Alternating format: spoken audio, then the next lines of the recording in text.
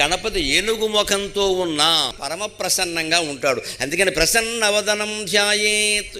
ఏనుగు అనే మనకి భయం కానీ మరొకటి కానీ కలగదు, దగ్గరికి వెళదామని అనిపిస్తుంది హాయిగా. అదేమి మన తొక్కేసి ఏనుగు కాదు, మన ఎవరైనా తొక్కి పడితే వాళ్ళని తొక్కేసి మన్ని పైకి లాగేటువంటి ఏనుగు అది ఖచ్చితంగా. నా భక్తుడు సంగతి నేను చూసుకుంటాను రాని ప్రతిజ్ఞ చేసేటువంటి ఏనుగు ప్రసన్నవదనం. అంతేకాదు పూజ చేసినా ఏం చేసినా దయచేసి ఒక్కటి గుర్తుపెట్టుకోండి, మనం ప్రసన్నవదనంతో ఉండాలి. ఆ పూజ ప్రసన్నంగా చెయ్యాలి. మనం కోపంతో తాపంతో కక్షతో ఎవడి మీదో ఏదో చేసేద్దాం వాడికి ఏదో చేసేలా చెయ్యాలని పూజలు చేయకూడదు. రెండోది, అవి ఏమీ లేకపోయినా కొందరు ఎలా ఉంటారంటే ఆందోళన చెందిన మనసుతో పూజ చేస్తారు. మనస్సులో ఏవో పెట్టుకున్న ఆలోచనలు అటువంటి ఉంటే దానికోసమే పొద్దున స్నానం చేయండి, మంచి బట్టలు కట్టుకోండి, అప్పుడు చేయండి, కాస్త తొలగిపోతాయి అటువంటివన్నీ కూడా. మనస్సులోంచి అవి తొలగించుకోవాలి. ఎప్పుడు మన మొహం బాగుంటే పూజ చేసే విధానం కూడా బాగుంటుంది.